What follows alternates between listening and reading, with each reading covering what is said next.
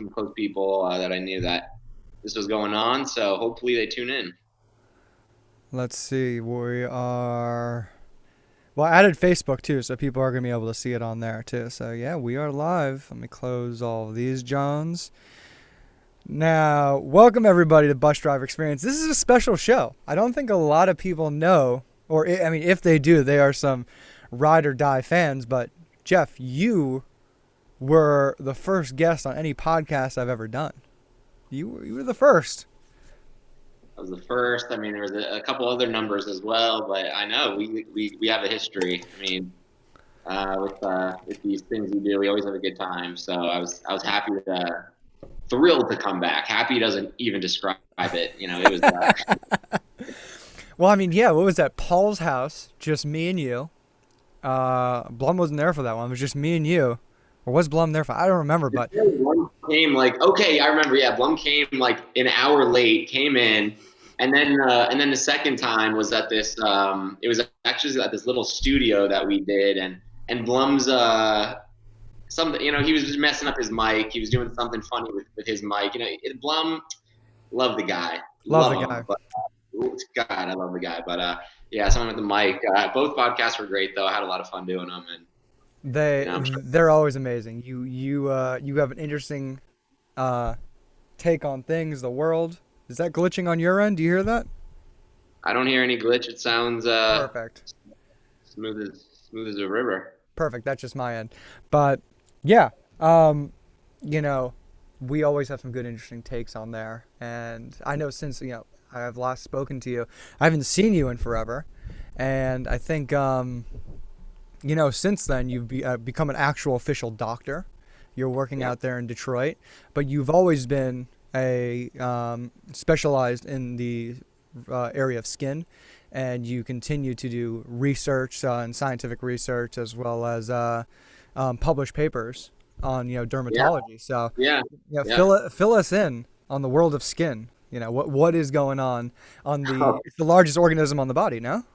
The largest organ. I mean, it's just the quickest to regenerate. Every skin cell turns over every 30 days. You literally have a new exterior organ we call the skin every 30 days, and it's just in a constant state of change. And I mean, there's so much variety in the pathological aspect of it because think of all the things we come in contact to in the external world. I mean, the sun, all these chemicals, and even a lot of internal stimuli um, cause it to change and to get all these different like pathological states. So you need to know like thousands. I mean, there's literally thousands. I just got a hospital consult a couple days ago. Super, super rare. This thing called sweet syndrome. You're never going to hear about it anywhere else. And you just see so many different interesting things. Usually have to do with like the immune system. Either going haywire, and so we either like calm it down, or we use a lot of like drugs that calm down the immune system because your skin it's an immune organ as well. I mean, think about it, any kind of organ that's involved in kind of protection against you is also protection for you against these like bacteria or viruses or anything you come in contact with. It needs to have like a robust immune system and this robust immune response. But the fact that it has all these immune cells in it and causes it to go haywire a lot of times. So you got to know. I mean, I'll just show you since they're right here. Like this is like this is our one book. Like it's called Bologna, and it's just like double volume, and like it's just filled with like the most. It's got like 3,000 pages, and you got to know it, because you're the specialist. So it's what I wanted to do, and it's what I love doing. So I love reading and learning about it, and it's been a good journey. I mean, last time I talked to you, I was a medical student and just doing research in it because I wanted to get involved. And a lot of that research was about skin cancer and how to diagnose it early, even among primary care physicians. This tool called the dermatoscope. And I just actually published a paper just like a couple of days ago. It was just a case report, but nothing really too substantial. So I like to just be involved and do research and just like learn as much as I can because it's an interesting field. Real quick, do you have headphones you could throw in real quick so we can battle that echo that we got going on over there? Yeah, let me get some headphones. 1 second. No, on the hop, on the hop. We're live, baby. We're live. What's Yeah, 1 second. No, no, you're good. You're good. You're good. What's up, everybody who is tuning in? Welcome on the bus. You're in it. You're on it. Everybody who's watching on Facebook, Twitch, YouTube, thank you guys for tuning in. I know there's a bunch of you right there. Go ahead and go subscribe to the Bus Driver Experience on YouTube. See, I can look and see who's on there. Oh, we have 3 people on Facebook. We got 5 on YouTube, 5 on Twitch. Wow, a lot of good livers. We got people watching. All right, we in? Yeah, we are all plugged in. That is way better, less echo. So yeah, we're talking about the skin and all the research you have done, and I know cancer as being one field that you had done a lot of research and stuff in. How are we doing in terms of I wouldn't say treatments, but in terms of I think the best part is preventative. How are we doing in preventing cancer on the skin? Well, the improvements have been made in just education mostly, like, to educate. And it's so funny to talk. Most of our patients are a little bit older because, the elderly tend to get a lot more skin cancer than, our age, even though I've even had skin cancer myself just because I grew up in Florida playing tennis. So everyone gets it. If you're Caucasian, by the time you are 50 or 60, you're going to get skin cancer, unless you're part Native American, but like everybody gets it. Whoa, So whoa, whoa, it's they don't get skin cancer? Native Americans. No, they don't seem to get it. Like just low percentage, or like it just hasn't happened? Yeah, it's like it almost doesn't happen in Interesting. that pot. Any Yeah, reason in that why you pot. guys have figured that out? Like, you guys figured out why, or is it? I mean, it makes sense. People with a lot of melanin in their skin don't seem to get it as much. Like African Americans, if they get it, they tend to get it on acral surfaces, like their hands and their feet. It's just the type of cancer, Whoa. melanoma that they get. And it makes sense because melanin is like a natural kind of shield against this UV radiation that we know mutates the DNA and causes skin cancer. So most of the progress has been in education. Like if you ask your parents, they all these patients that are older, they said, well, hey, we didn't know the sun was bad, that it caused cancer. When they were out in the sun, they would go with these reflectors, and it actually, Or they which put would like cause, oil on their skin yeah, and just yeah. soaking it up. They're just trying to do whatever they can to just soak up more and more of these UV rays. They thought it was good. Vitamin D, they knew about the vitamin D. They didn't know about the skin cancer. So we know a lot more, and I think people are more educated now. So that's a huge plus. And sunscreen also. I mean, that's like our main technology. We know that physical blockers, like the ones containing zinc and titanium, are the best, but they don't rub in as well. So a lot of people don't like to wear them, but if you're like me and now I know this stuff, my entire childhood I was pretty cavalier, right, in my application of sunscreen, and the more the more anxious and worried you get about things, and so yeah, you take precautions, you put on sunscreen, and that's really where our prevention is right now. But the science is not like we have amazing preventative treatments. Like you put on this cream, you'll never get skin cancer. It's something you need to put on every day to prevent these UV lights from damaging your DNA. Well, the sad part, back to the education part of it, is that we still have to educate some racist people to say like, no, like there's a thing called melanin in people's skin who are a black or African Native American, and that's why they don't get That's cancers, why. or they look a certain way. Like there's the education we're still working on right there, not just like, hey, too much of this will cause you cancer and will cause a mutation in your cells. Like, don't go out there and put butter on your skin or oil. Yeah, That's yeah. not good.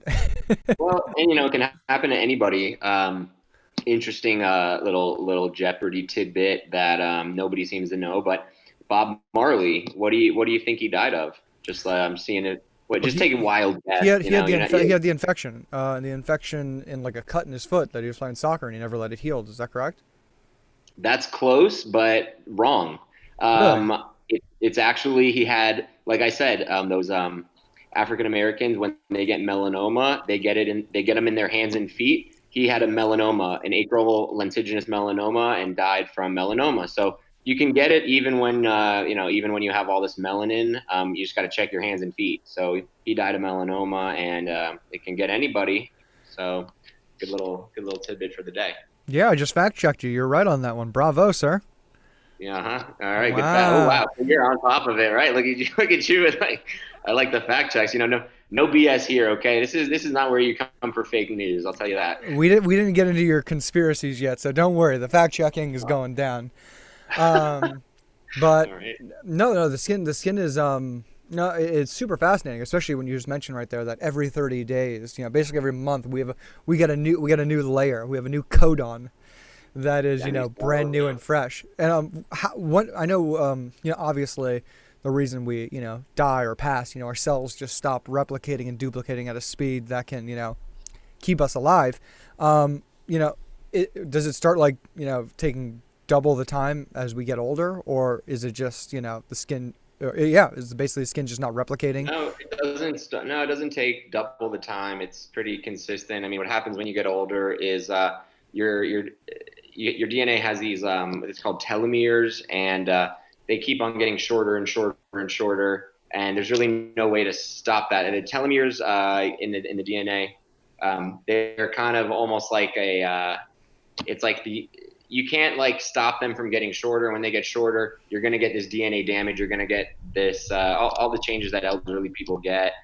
So it's just something that's happening at the DNA. It's even smaller than the cellular level, but like I think the cellular structures, like they're the same, but there's a ton of different changes that do happen in the skin as you get older. As far as I know, it's still the same 30 days. It takes about 15 days from your cells to get from the basal layer, which is where the stem cells are in the skin, up until the very top layer, the stratum corneum, which is more just like there's no nuclei, they're kind of dead cells, but it's like a barrier that actually forms. So 15 days to get to that barrier, and then another 15 days in that stratum corneum, which is like this kind of dead, if you will, just because they don't have nuclei, and it's just like a shield almost.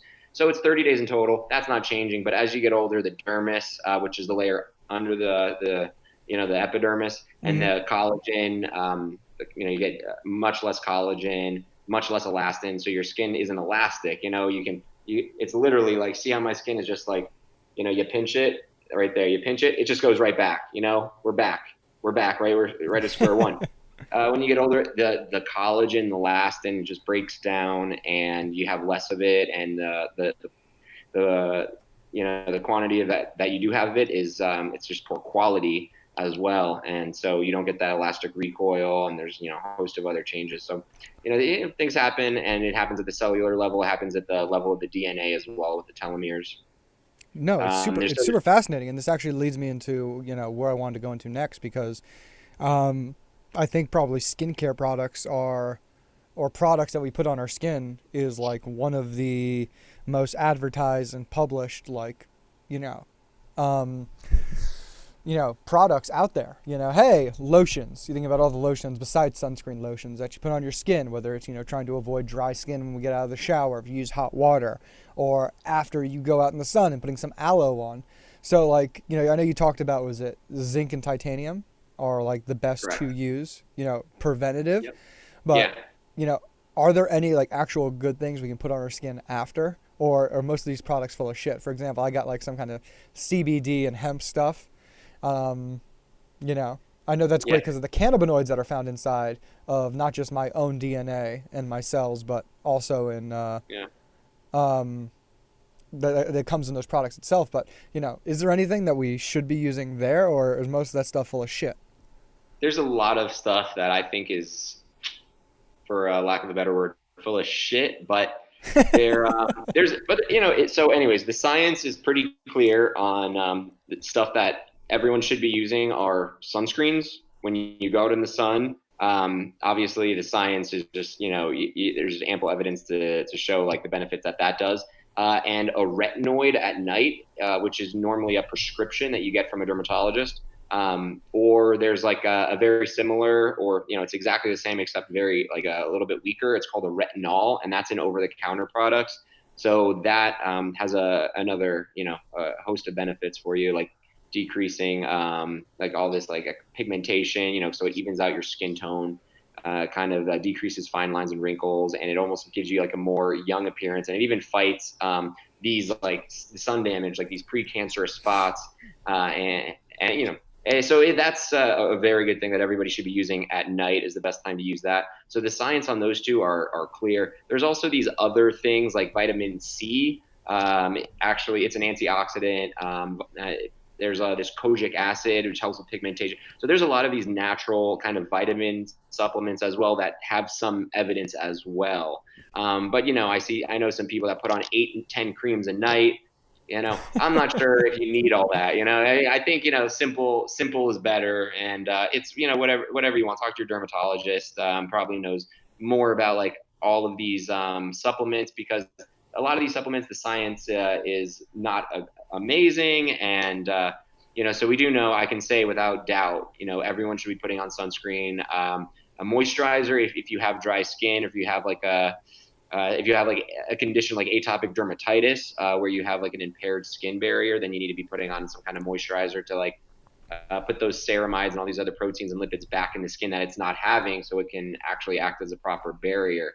So a lot of things do have evidence, but you have to be specific. If you ask me something specific, I could tell you, but I know a lot of those things, like people cut up a grape and then they add some olive oil and then they put it on their skin, like probably not. I don't know. I don't think so. Oh, I think tell me some more crazy ones that you've heard. people just get people just get so creative. I might have just made that up, honestly. I've heard them all. And I just can't. All you have to say is if it works, then use it. I don't know. Who am I to tell you? I don't think there's no evidence. Doctors are kind of we have to like abide by like what we know. We can't just like say things. And so, I can just tell them, there's no evidence to support, the fact that, using that. But if you heard on the internet, you trust this person, I mean, it's not like it's too expensive. But if it's expensive, I'd be like, they're stealing their money. I tell them, this guy, whatever, like if they have this product, this guy has, you see this guy who made this, like he's got a really nice Ferrari. Don't help pay for this guy's Ferrari. And that's what most people are doing. Okay, so let me ask you about a few more products. CBD, probably good. A lotion or cream with CBD in it. Yeah, I think it has some anti-inflammatory effects. Like, again, I think we need to do more studies, but it looked like the initial studies do show promise. Let's put it that way. What about lotions with fragrance or perfumes in them? Not good for a lot of people. If you have sensitive skin, a lot of people have either allergies to it or just like the fragrance in general. It causes your skin to get a little dry and irritated. So we usually recommend products without those fragrances. Let's see. What about makeup in general? If people are using makeup for, particularly women, what should they I don't know. have in the makeup? I couldn't tell you products, but makeup No, not in products, but general. like the stuff that's inside. What's stuff that people should avoid using? Yeah, I couldn't tell you. I know that there's very low risk of an allergy, like an allergic contact dermatitis, to makeups, but there are. It's likely that you could get an irritant contact dermatitis, which is something that if you use enough of it, it could just irritate your skin. And I don't know the specific chemicals in some of the makeups. They're so varied. I couldn't tell you which chemicals in your makeup to avoid. But a lot of people can get an irritation, and you would kind of know if you were one of those people to get like an irritation to your makeup, because everywhere you put it, your skin gets irritated. But I know it's highly unlikely that you can get an allergic contact dermatitis. Like there's a specific allergen that I could tell you to like make sure you don't use a makeup with this specific allergen in it. That's very uncommon. So that's why you don't really need to know the different components of the makeup, because it's so rare that you'll get an allergic contact dermatitis to it, where you need to know the specific components of the makeup. So usually if it's irritating, don't use it, and they know where they put the makeup on a lot of the times. It'll happen everywhere. So usually not a big deal. Makeup is fine. Use your makeup. You don't have to worry about it as long as it's not irritating you, like in all the places that you put it on.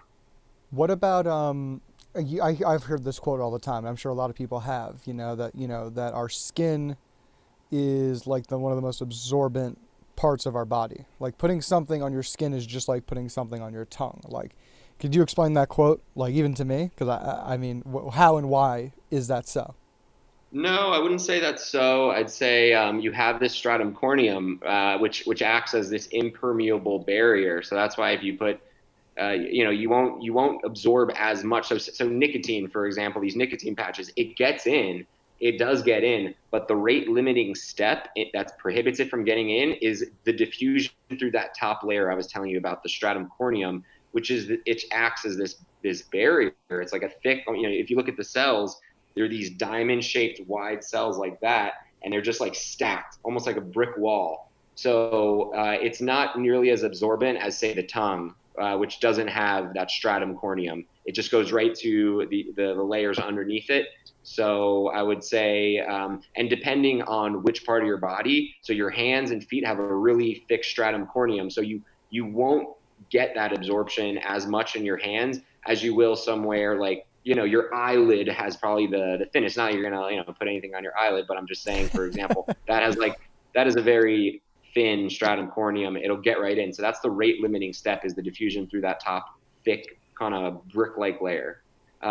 Your mucosa doesn't even have that, so it'll absorb quicker and more efficiently. But is that why something like like CBD or something with of a cannabinoid that comes from the cannabinoid family works so well because it can break through and not have to be going all the way to the liver to be absorbed in the body? Well, usually you put things on your skin not so they get absorbed in your body. If you wanted it to get absorbed in the body, you would swallow it, because you have this gut with all these villi, which the purpose of, it going through your gut is for it to get absorbed in your body. That's what you would do if you wanted something to get absorbed in your body. Normally you put things on the skin because you want it to get absorbed right there in the skin. It's not going to be able to diffuse all the way down into the blood vessels nearly as well. That's why a lot of these like products that you put on your skin, they don't have systemic side effects, because they're not really getting into the blood and diffusing into your entire body. They're usually right where you put them, which is why dermatology is so great, because you could treat all these things without any systemic consequences. You just put it right there and it works. Well, yes and no. I think the way you explained it, like, some of these things are like immune reactive. So, something that's, being, corrupted or, has an imbalance in your immune system. By the way, what like consists of the immune system? Like, is that like just your general major organs, or well, what does? Oh God. Well, no, I mean, there's immune system cells in Well, immune many system cells, but organs. like what does the immune system consist of? Like, it's like the phrase common sense. I hate when I hear that phrase because, it's kind of like whatever you want to make common sense. Yeah. It's No, that's unique to not the common individual. sense. No, no, that question No, is no, not no, a, no, it's no, no, very no, no, no, no, technical. no. I'm saying it has, like you said, like in terms of like you're a medical doctor, you have very, very, very, you know, elaborate or grandiose definition of this because you've understood all this, But when someone says, they see a multivitamin, they say, "Oh, this is an immune booster." It's like, what? Like, what is my immune system? Like, you just think of your immune system as like this general system, like it's the main thing. And if I get sick, you hear people like, "Yeah, my immune system's weak right now," and it's like, I don't know if you know, I don't know if you know what that means. It's a good question. No, I love the question, because it's a very fascinating part of the human body, and you try to like understand it. It gets so technical, and it's just like it makes you wonder, how could anything evolve this? How is this possible to happen randomly, like through these random mutations? Because you learn about it, it's so complex. I can't even begin to like describe. Geniuses, like people who I think are so smart, like they have a really tough time like understanding all of these immune cells that are working. And there's no particular organ, but the main organ is your thymus, which creates these T cells and these B cells, and they all have these different names, like natural killer cells, all these different cells in your body, and you have an innate immunity and an adaptive immunity. So obviously the innate immunity evolved first. It's innate. It's always there. And you have these cells like such as these natural killer cells that are kind of always there. If they so they have these signal recognition particles on them, and they're able to see. It's like a match. It's like a key in a lock. They bind. You have these cells going everywhere, and they bind to everything. If they see a foreign particle, like anything, a virus or a bacteria or a fungus or a parasite, if they see that, hey, this is not me, so it has a good grasp on what's me and what's other. And but not always. Like in autoimmune conditions, these immune system cells, they see me as other and they attack itself. And these are super common, especially in females. We're not sure why, but it could have something to do with the fact that females they have to give birth, and there's this other thing that's kind of grown into them. But these females get all these autoimmune conditions where their own immune cells are recognizing their own organs as other and attacking them, and they're very hard to treat. It's actually very, very hard to treat these autoimmune conditions. But we do our best. We do what we can. So you have this innate immune system that's always there, and this adaptive immune system that evolved later, and that's even more complicated, where a B cell or a T cell will recognize something, and then it remembers. It has this memory where it's like, hey, we've seen this bacteria before, and that's why your first time seeing it, it's going to take about a week for these B cells to develop all these antibodies that can surround it and attack it. The second time around, it's going to know. It made these antibodies already. So you see that same pathogen again, boom, like they're gonna fight it off almost instantly. You won't even get sick. But what happens with these common colds, which there are some coronaviruses in the common cold, but there's rhinoviruses, there's all these other viruses that cause the common cold. They mutate every single year. There's hundreds of them, but so over time you get less. So when you were 5 years old, you probably got 10 of these common colds a year. Now you might get one a year. So your immune system adapts. It sees it before. It's able to attack it almost instantly because it developed all these antibodies and past infections. So it's super smart. It's super complex. It's almost like you always have this war going on that's keeping you healthy. So at one level, you're just constantly in battle with each other. These things are just eating each other up inside your bloodstream. But if this kind of battle wasn't going on, you wouldn't be healthy, because that's what's like, and it's not a good idea to just shelter your kids. Like, oh my God, these pathogens. You can't just shelter your children, because then in the long run, it actually can cause more harm than good. You actually want. So for asthma, which is related to a common skin condition, atopic dermatitis, which is on the rise in the Western world, if you shelter your kids from all these pathogens and stuff, more likely that you're going to get atopic dermatitis and asthma. Whereas statistics have shown if you actually have a cat or a dog at a young age, you're much less likely to get things like atopic dermatitis, and which is pretty severe condition, because they're so itchy and it could last almost their entire life. So That's an the immune amazing. system, That's an yeah. amazing stat right there. Or just like I don't know what you call it, like odds. Like, hey, if you have an animal, dog or cat, you're less likely to have that one skin condition. What are those percentages at? Because that's amazing. Because I know so many people, either don't live with pets, don't want pets, especially around young children. But it's like the herd immunity we know that works with like chicken pox. Like, oh, yep, one of the kids got chicken pox. Let's let them hang out together. Let's get these kids some pox. Just getting boxed. I mean, that's a little bit different. But I don't know the exact statistics, but I know atopic dermatitis is on the rise. It's been on the rise, especially in the Western Hemisphere, where we're so concerned with hygiene and alcohol, wash your hands and everything. It might have something to do with that you're not giving your immune system the opportunity to see all these pathogens in the environment, and it causes some kind of immune dysregulation. We don't fully understand. Another interesting fact about atopic dermatitis. Also, it's called eczema. It's just eczema all over your body. Super common in little kids. I'm sure you probably know someone with it. I mean, almost everybody does it. It's so common, but it has to do with your gut bacteria. Your microbiome. So they were saying that there's studies, and it's known among dermatologists that while in pregnancy, when the mom takes probiotics, makes it less likely for the kid to get atopic dermatitis, and that's even in that book, that huge book that I showed you. So it's well known. It's not just one study. It's like basically a common medical knowledge that these probiotics what are helping with the gut bacteria and making it less likely for the kid to get conditions that are associated with these immune dysregulations, like an atopic dermatitis. Here, do me a favor, take a step back a little bit. I want to make sure I can cut up some good content from you so you're fully in the shot. Bam. All right. No, dude, it's really interesting. You know, you mentioned it, and you made a good point about that. You know, that what doctors know, it continuously has to evolve and improve upon. And, you know, you guys being forced in not just peer review, but being forced to be held under the microscope of the scientific method and scientific theory, process.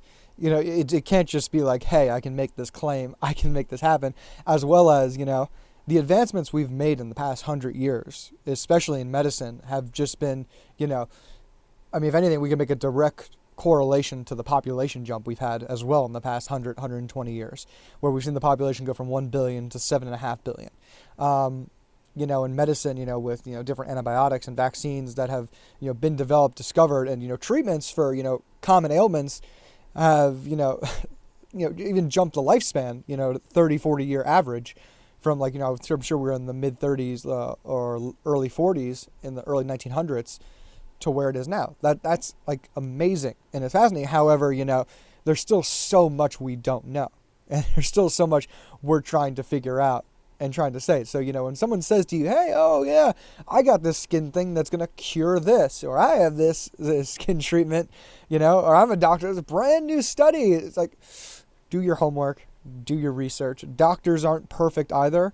And however, they still have a lot to test and figure out, because there's still so much that we're learning as a species, especially when it comes to medicine. And I think like the gut microbiome is one that we've, you know, really, really been looking at like a little bit more intensely in the past, you know, I'd say 10 years only. But, you know, I'm sure that study about the gut microbiome, especially in pregnant women, is like, wow, you know, this is something that, you know, can cut your chances of your child having eczema at, you know, a pretty sizable odds and percentage, you know, and that's just taking a pill in the morning, which is amazing, you know, to be able to take away, you know, the stress or pain of, you know, from the parents in the future to the child growing up. You know, it's such an amazing feat, you know, to doctors and medicine itself, that we can figure that out and, you know, do that for the general population of the world. It's amazing.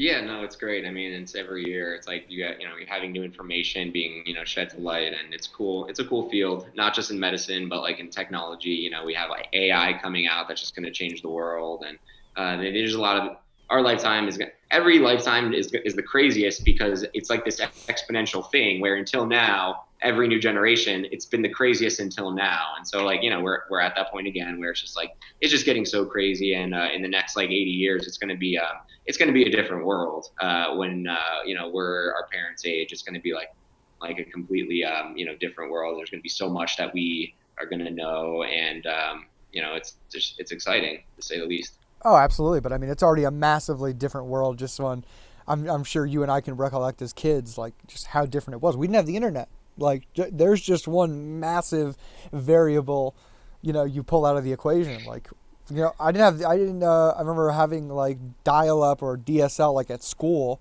when I was like in 4th or 5th grade. I was like 9 or 10 years old, and it was just like, holy shit, we can play this candy stand miniature golf. Yeah, no, I remember my first phone was in middle school, maybe 6th grade, but I had that phone with Snake, and I would take that little snake and I would make sure it would be going in like a loop-de-loop path, getting every single little thing to eat and growing my snake. And like, if you're not about 30 years old, you probably won't even remember that game. But it's amazing the amazement we had just with that game, and that we're still amazed by it. Like if I had that game, I'd play it. I'd be playing it. Classics, they never die. I'm a little scared that Snake might be on my phone, because I do a decent job of like never downloading any games on my phone.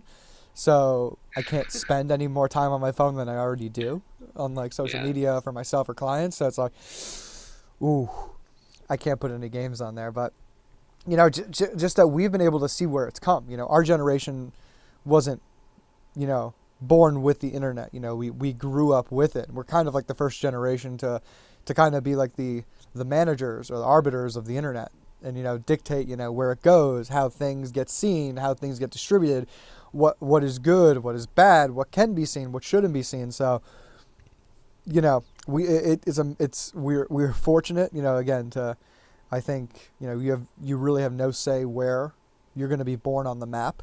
I think we're so fortunate to have been born just in between these imaginary lines on the map of the world, and to be born to the people we were born to, to have such, amazing circumstances, because, if you get to travel outside of the world, outside of the U.S., outside the world, and see it all, like, it's just like, whoa, we're pretty fucking lucky to be born in today's day and age with something like the internet, and to have been born in America. So, yeah, man, it's going to be interesting where it goes. I know you just said something about AI. I think the nanobots, those things scare me the most. Those things that just constantly evolve and trying to mutate and change everything, like, immediately, as quickly as possible, until they, like, overtake everything in, like, some of these, like, experiments. Like, it's like, oh my god, we can't make these things. Yeah, Or if we make these things, we're no. gonna be fucked. Well, and that's the thing. I mean, humans have a tendency to just do it and not think of the repercussions of it, and so we end up having to deal with them later on.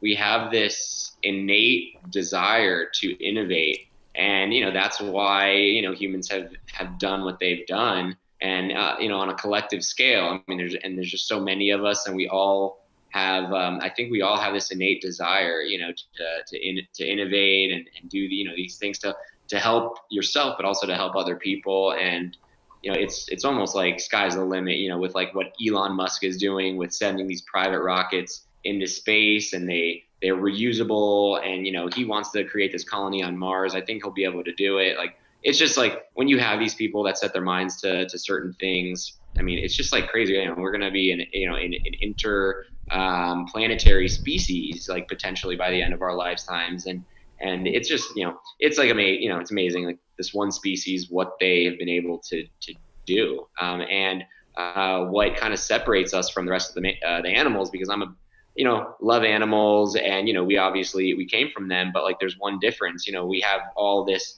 We have Animals have this reality, like, it's almost like an objective reality of rivers and rocks and things. They have this subjective reality, where it's my own personal feelings. And animals, of course, have all these feelings that we do as well. But there's one thing that humans have, and it's this intersubjective reality, which they're able to work together and believe the same things. So thousands of them, millions of them, billions of them are able to believe in the same exact stories, whether it's religion, which might be dying down a little bit now, that story. But it's, we still have the stories of money, which is, it's a make believe thing. If you try to tell an animal, like, about corporations, they're not gonna understand corporations, because it's this intersubjective reality that we kind of made up, by lawyers and all these other things. They kind of made it up.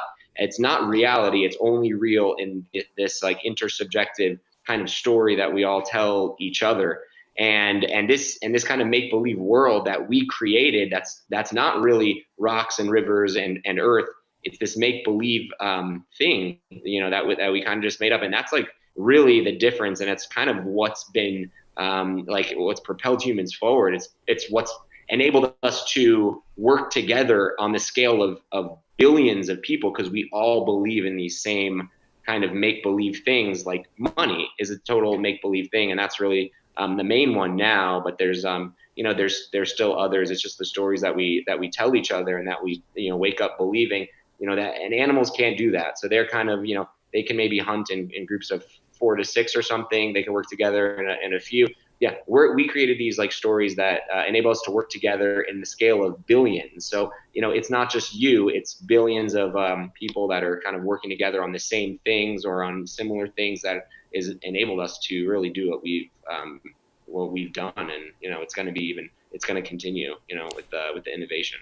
I think that, like you said, the innovation, it comes with, like, how, let's use an example, like, bugs do it on a pretty massive scale. We think about ants, living in a colony of billions or trillions. They can make it happen, but the part where you scale up from there is, like, I think, awareness of consciousness, because I think that is the thing that gives us that ability, is that we are aware of our consciousness. and we are a little less reliant on other species and more reliant on ourselves, or at least we aren't that knowingly reliant on any other species that are around us. I think people who do research and understanding of different things do that, but the fact that we can bind all these things, and that just makes me think more and more. When you see video games or virtual reality or augmented reality, it's just like it's taking that that level of make believe that we all, like you said, that story that we all buy into. Like, hey, if we want to do this, we all need to believe in this thing in this certain monetary paper, and it's going to cost X amount of dollars. We're going to have someone make sure that they're going to make sure it's always going to cost this much, or even if it is, something's going to balance it out. And this is how we're going to exchange goods. And then when you play video games, or you just like start creating, started with like The Sims, and you play any kind of game where you're augmenting a virtual world. It's like, oh my God, I'm doing this inside reality itself. So it's a whole nother level, next level. So I don't want the robots doing it, because then I'm going to be, when the robots can do it in our own reality that we can visually touch in the 3-4D space, we're in trouble. I don't See, trust them. I don't trust them. well, what I hope is that the robots, if they ever do become more intelligent and are able to take over, I mean, I hope that they don't learn how to treat their inferiors like the way that we treat our inferiors. Like our like the animals that inhabit the planet. I hope they don't learn that from us, because then we're really in trouble. I'm hoping they're more kind of altruistic when it comes to inferior species. Like that's honestly a big concern of mine. If they do learn that from us, then it's going to be ugly for Yeah, us. how amazing is that? We're over here trying to make sure they're going to be better versions of us, because in the end we have so many of our own flaws as a species itself. We're still trying to get around just not looking at people, like we talk about different melanins in their skin. It's not on the level it ever was or used to be, but we still have some kind of certain people. I mean, I don't even think it's just certain people. I think we all have different fears of people who just don't look like us. There is a certain little biological tendencies that you have those fight or flight moments, like, well, I don't know who this person is, and if they don't look like me, I can't trust them. That's going back billions and billions of years. That's inherited into our DNA. So we have as great as the technology to travel, to educate people, to learn about other things. I think it's still gonna take you see like what, like I think we were talking about this today. You see these grandiose reactionary steps by people. I forgot what we were talking about earlier, but that, okay, today is the day that now we're going to get rid of the Aunt Jemima brand and the Uncle Ben's brand, and we try to just immediately do something like that's going to fix it. And it's like, no. This is going to take time. I know we live in a world that we can, shape and shift the world around us like faster and quicker than we ever has as a species. But, to get people to change their thought, like you said, to agree to the same thing, that, hey, this is how we want to treat people. This is how we should treat people. That's still going to take a long step, So if people are trying to react and say, okay, we took care of the brand, like, no. Removing the Aunt Jemima thing is great. Removing these statues that like literally, trigger people and traumatize them because there's some past historical like significance to them. That's a good step, but you're not going to all of a sudden just cure and heal pain that people have or ways that people think about other people. Like, it's going to take a while for that. We got a Yeah. lot of work to do. Yeah, I mean, it's progress. Nothing happens overnight. I mean, Martin Luther King knew that. Everybody knew that it's a slow progress. If you just look from 30 years ago, 40 years ago, like our parents, I remember my dad was telling me like a story when he was a young kid on Miami Beach. One of his friends was a black kid, and they went to the movie theater. They didn't let him in the movie theater because he was black, and my grandpa he cussed him out, like are you kidding me? Like that's the world that they used to live in, was that like it was okay, it was like acceptable to be like openly racist. And like you look at the world we're in now, it's like it's a fraction of that. I mean, I think it's progress. I know maybe it doesn't seem that way if you watch the news. It seems like a lot of hate, but I mean, when you compare it, like 50 years is nothing, 40 years is nothing. So like when you see how far we've come, I mean, I don't freak out that there's like a couple people that are bad people. There's a couple people that hate Jews. There's a couple people that hate everybody because you said there we have these things built into our DNA like self versus other. Okay, they're not they're not me. I automatically think there's some kind of danger. There's something bad about them. I mean, that's something built into our DNA. It seems like that causes us to believe those type of things. But I think it's just becoming like so much less and less and less. I mean, racism is still obviously a thing with some people, but like when you compare it to 40 years ago, I mean, it's not even like a small fraction. It's almost insignificant when you really think about like the segregation that was happening 40 years ago. I mean, 40 years, again, this is your parents' generation, and it's not even remotely similar as it is today. So I look at it, I say things happen, and it's a shame that they still do, but when you compare it to 40 years ago, which is nothing, I mean, it's like a miracle. We just had a black president. So I don't see our world inherently racist. I see us improving. Why do you need to be? It's like yourself. Like, do you hate yourself because you're not perfect? No, as long as you're improving day to day, you should be happy with yourself, the progress that you're making. You shouldn't just you shouldn't hate yourself because you're not perfect now. It's good to have room to grow. We're always going to have room to grow. So I think it's amazing, the progress that we've made when it comes to racism and when it comes to like, hating people because of the color of their skin or the things that they believe. Still happens, but I think it's getting a lot better, and so that's why I'm happy about that. Oh, it totally is. That's the unfortunate part. I mean, because we can shape and shift our realities, we want change to happen now, and we expect, people to mold and adapt and evolve like the technology. We want people to change like cell phones. and Yeah, just update. Just like, can we just download like well, a non-racist it's like update, please? you think about like the cells in your body, or like viruses that go through 500 generations. Like maybe like in a week, some of them can evolve that quickly and that fast. And it's like, yeah, people don't do that fast. And Humans are slow to change. Yeah, I mean, it's as much as and that just plays into like again, we want to be perfect now, and we want to be perfect now, except we don't have you know changing people's minds and the way they think and the things they believe in is like has always been the hardest thing, and it's also been the thing that's been able to help people like claim power over other people. If you can control the way they think, and if you can have people think in fear, then that's going to be like the greatest tool to hold over them. So it's like the funniest thing. You think about like Fox News, and it's they just like play the same themes on that show all the time. I remember when Obama was president, they were like, the Muslim caliphate is coming to America, and they are going to just take over America. And it was Glenn Beck specifically, and I'm like, oh my God. And then like now they're doing the same thing with like this Central American caravan. Like there's a Central American caravan is going to be coming to America, and it's just going to sweep and take over America. And I'm just like, I'm hearing like conservative relatives I have, and I'm like, I have to call them all the time because of their crazy thoughts. And I'm like, guys, the caravan's not here yet. Like, it's safe here. My sister and I live here. There's no horde coming that's gonna start raping and killing everybody. Like that well, doesn't happen. They're here for a good life. But it's interesting, the caravan that happened, that started like a year ago. And when I was in San Diego, I crossed the border into Tijuana. And when I crossed the border with one of my buddies, we got there, you couldn't even see the floor because of all of these families that were actually marching up from Central America.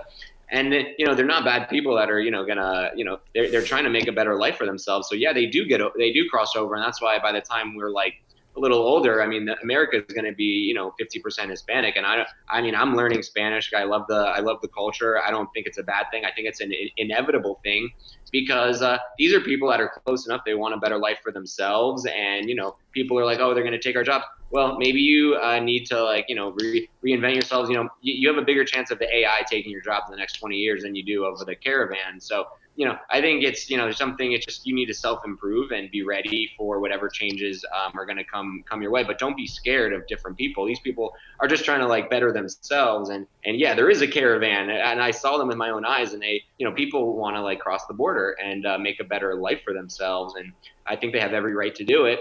Try to do it, legally, of course. And I don't know, I like the Hispanic culture, and that's why I've been trying to like, learn Spanish, and I plan on moving back to Miami, hopefully when I'm done with residency, just because I like various cultures. There's a lot to learn from, but yeah, I mean, I think it is happening. Yeah, they're come. I mean, that's why the majority of the United States, number one country in the world with the most Spanish speaking population is Mexico. Number two is America. The United States of America, a white country. I mean, an English speaking country, has the second most Spanish speakers out of any country, more than Spain, any country in South America. So it's significant, and it's going to be more so in the future, most likely, no matter who's president.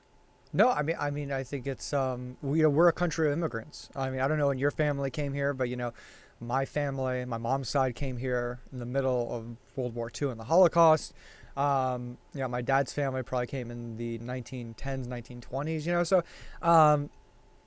we're all immigrants in a way, and there is a yeah, there's no reason to fear these things, and the weird part about it is, and it's like I think it's a deeper question to ask, our country, as people and technology, we're forced to grow. I think there's definitely different jobs on the lower scale of the job spectrum that people could always have. It's it's like this weird socio evolutionary topic, like because people don't have the skills or the tools or the traits. You tried to say it like, hey, you got to constantly better yourself, but like, well, what do we do with those people? I mean, we live in a free country, like, so do we just tell those people like, hey, you can't keep up, you don't have the skills to have a job, we're not going to support you, we're not going to help you? I mean, again, that's where like different social programs like welfare exist, but it's a bigger testament, I'd say, to our country, is that again, that just goes back to the education level of, and the education skills that we provide the youth of our country. I mean, our school system is so fucked. I mean, it's funny, like, we're talking about defunding the police and trying to reroute money away from police departments because of the Yeah. the militarization and the weapons we have. That's a whole nother topic. We'll just keep that one there.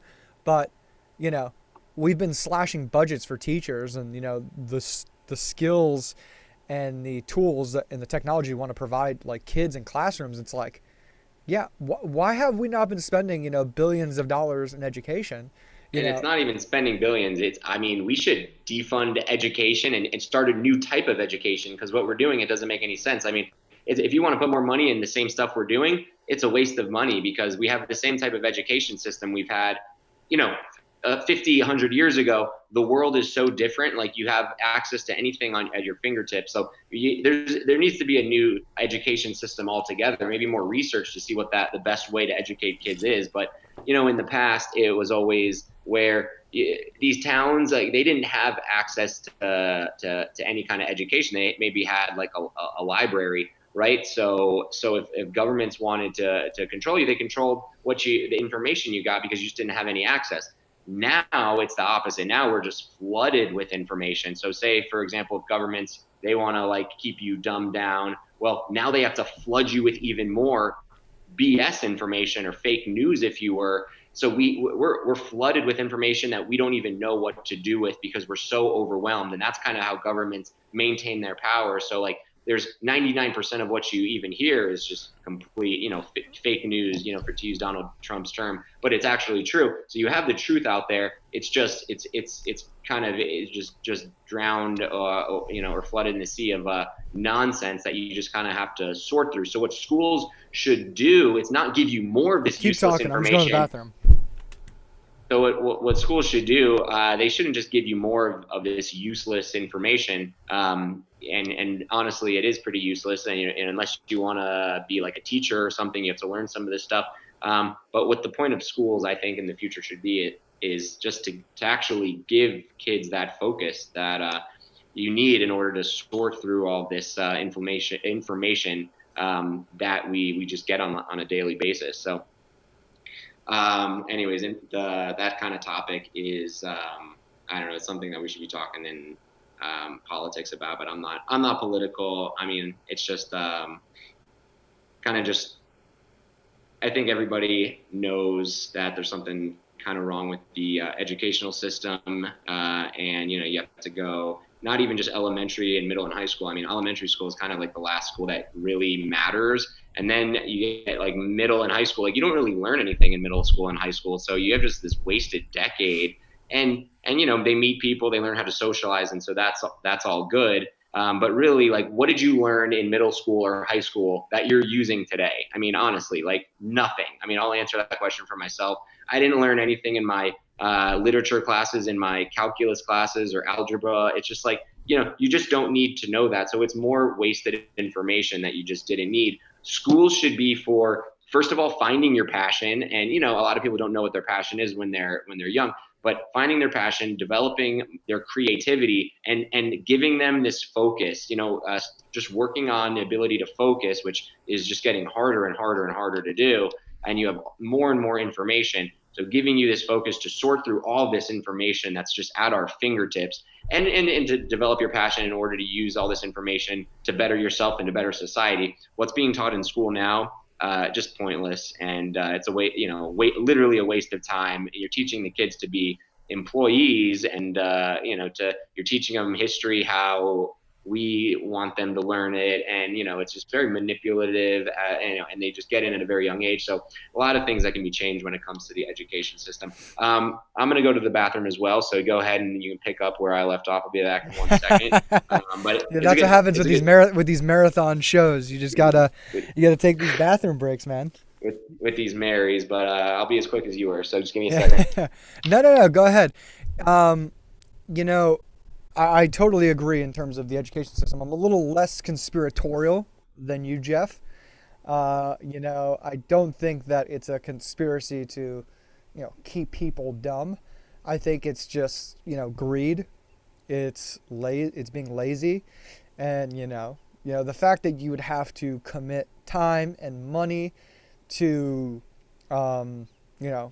a bulk or majority of people in our country in order to improve not just their lives but the country itself.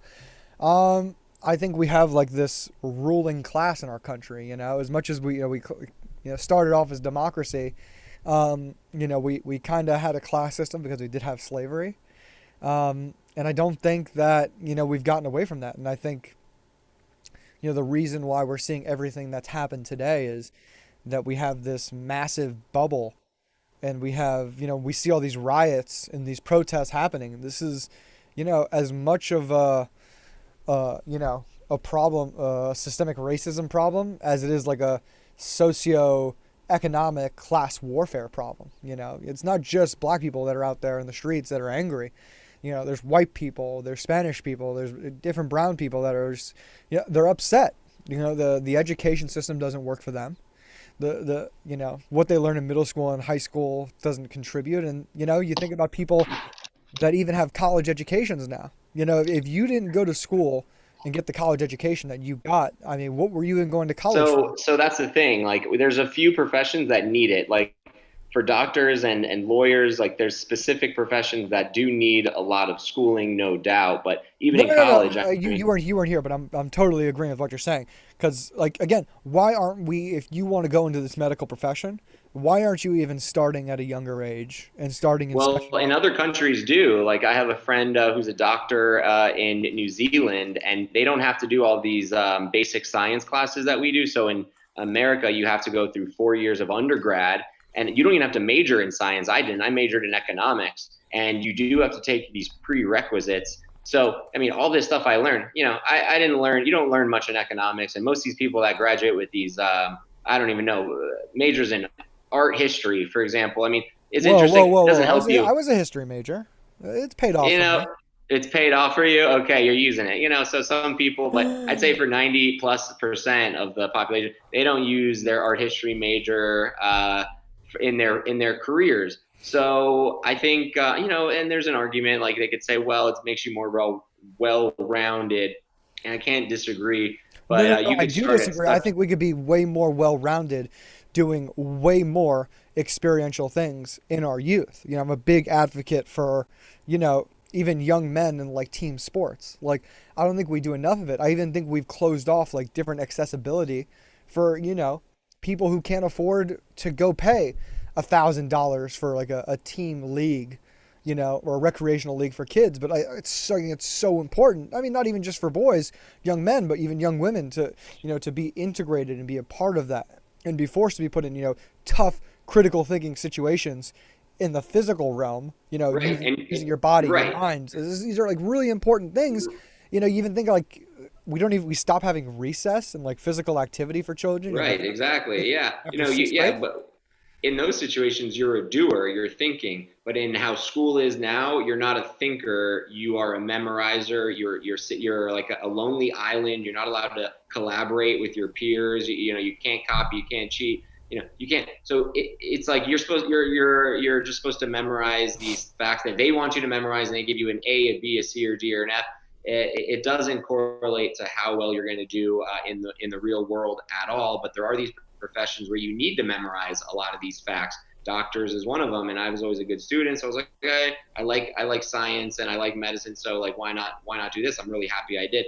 There are some fields where that's important, but it's less than 1% of the fields out there. So for the 99%, should we be teaching the same way to 100% of the people as if it's only going to benefit 1%? It needs to be more individualized in like what's going to benefit this student. I think like the thing with recess actually is a great way. I think they were doing something like that in one of these Asian countries, like maybe it was, I don't know, Japan or something, where they had like recess the majority of the time, and they fostered this creativity and all these other things. And I think that's kind of what needs to happen. But like just having a student sit in class, listen, that's why we have like so much ADHD. I can't even sit. I can't do it. I'm supposed to be this. I'm a doctor. I'm supposed to be this ideal student. I can't even sit and listen to somebody talk to me for more than an hour.